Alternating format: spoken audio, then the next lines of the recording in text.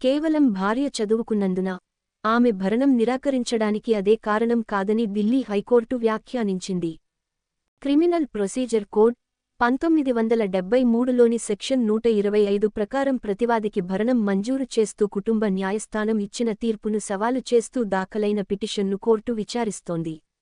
అదనంగా ద్రవ్యోల్బణం కారణంగా ప్రతి 2 ఏళ్లకు మెయింటెనెన్స్ మొత్తం 10% పెరుగుతుంది మరియు వ్యాజ్యం ఖర్చులు మంజూరు చేయబడ్డాయి.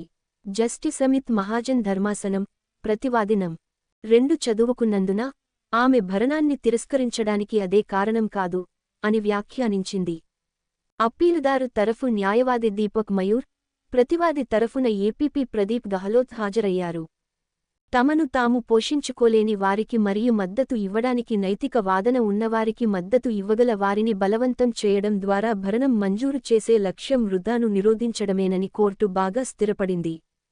విడిచిపెట్టిన భార్యకు ఆహారం, దుస్తులు మరియు ఆశ్రయం కోసం ఇది వేగవంతమైన నివారణను అందిస్తుంది.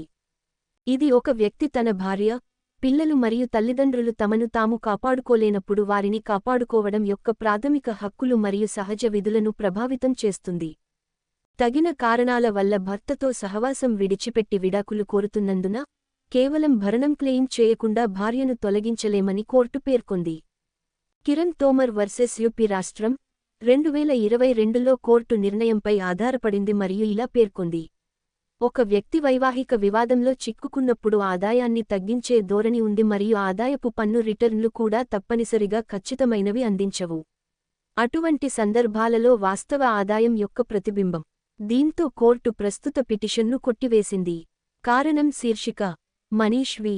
స్టేట్ ఆఫ్ ఢిల్లీ ఎఫ్ఎన్సిటీ తటస్థ సైటేషన్ 2024 DHC 7200